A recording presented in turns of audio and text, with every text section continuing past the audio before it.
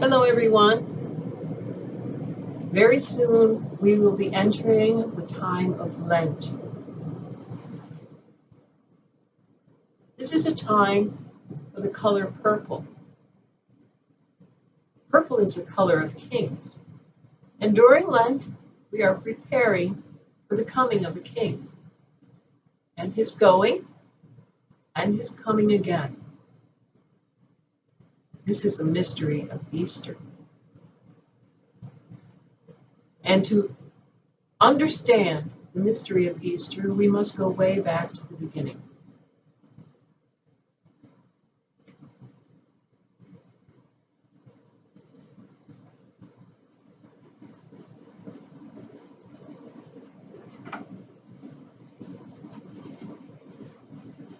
In the beginning, the baby was born. God chose Mary to be the mother of God. Listen carefully. Listen to those words. God chose Mary to be the mother of God. And the Word was born, a wordless child. When the baby looked up into the face of the Mother Mary, he could already see the cross. And when he looked into the face of the Father Joseph, the cross was there too.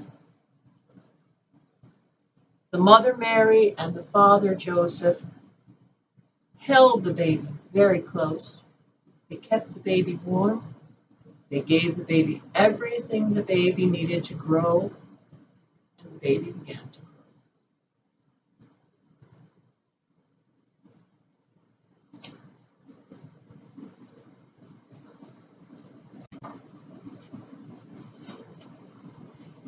The baby grew and became a boy.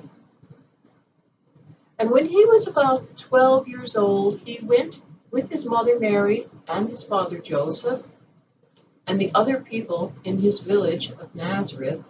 They traveled to the great city of Jerusalem. They went there to celebrate the high holy day. When the celebration was over, the people went through the high gates of Jerusalem and started back down the road to Nazareth.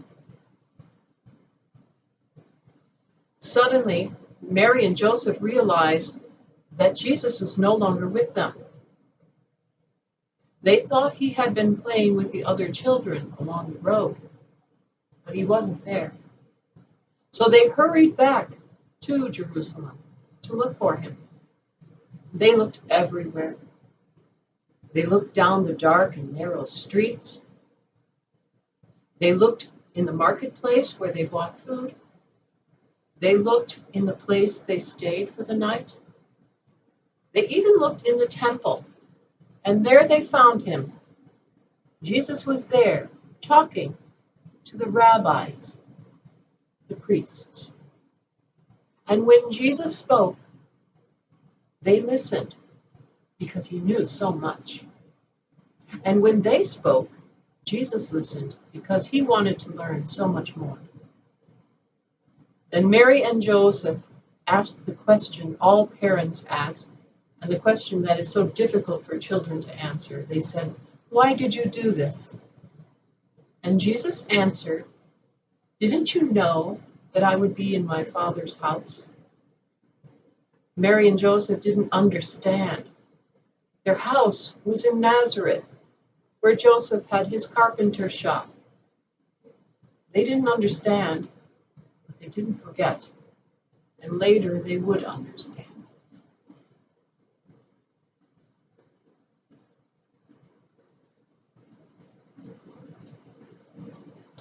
Jesus grew and became a man. One day, he went down to the Jordan River, where his cousin John was baptizing people. Jesus waded into the river until he came face to face with John. You see John here. You can see the back of his head. John was a wild man. John looked at Jesus, and it was as if he was looking at him for the very first time. John knew who he was and said, "You are the Messiah, the one we've been waiting for. You should baptize me." Jesus said, "No, it is written that you will come before me and prepare the way. Baptize me." So Jesus went down into the dark water. And when John brought Jesus back up into the light, there were people there who thought they saw the form of a dove come to rest near Jesus. And some other people thought they heard a voice from heaven, and the voice said, "This is my beloved Son, with whom I am well pleased." After Jesus was baptized, he went across the river Jordan into the desert to find out more about who he was and what his work was to be.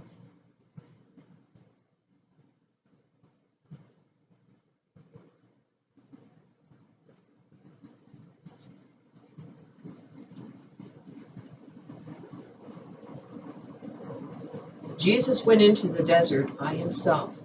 He was all alone for 40 days and 40 nights. There's not much to eat in the desert because hardly anything ever grows there, and there's not much water to drink. Then one day, Jesus heard a voice that came to him and said, "Look at those stones over there. Why don't you change those stones into bread, and you'll have something to eat?" Jesus said, "No. To be truly a human being, you cannot live by bread alone." Then it was as if Jesus was on the very top of the high temple in Jerusalem. And the voice said to him, "Why don't you throw yourself off? And if you are the Son of God, God will send angels to catch you before you hit the stones below." And Jesus said, "No, we do not need to test God."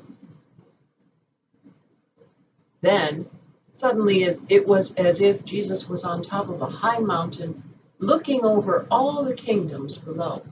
And the voice came back again and said, "If you follow me, I will make you king of all these kingdoms." And Jesus said, "I am to be a king, but not that kind of king." Then the voice went away. And Jesus came back across the river Jordan to begin his work. But what was his work to be?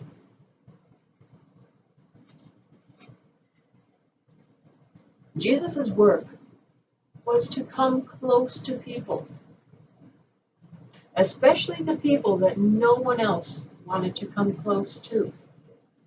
You see, he has come so close to this blind man that he is touching the blind man's eyes. When Jesus came close to people, they changed. They could see things they could never see before. And they could do things they were never able to do before. They became well. Another thing Jesus did as part of his work was to tell stories called parables. Then it was time for Jesus to become a parable himself. So he turned and started back toward Jerusalem for the last time.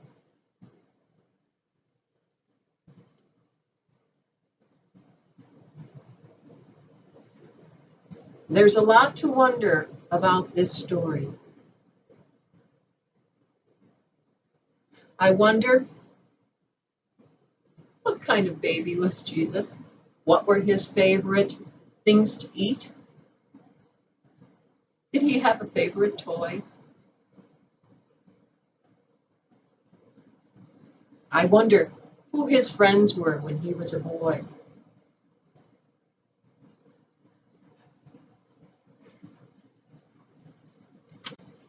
I wonder what it felt like for Jesus when he went down into the deep water.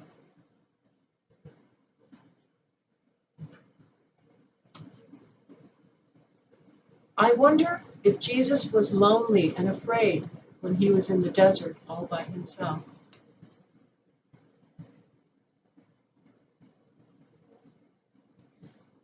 I wonder what it felt like for the people who Jesus touched and made well.